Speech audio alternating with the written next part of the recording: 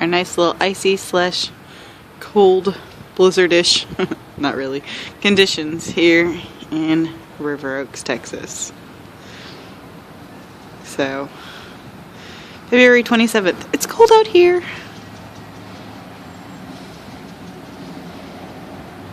And people are starting to actually slow down on the roads, which is good.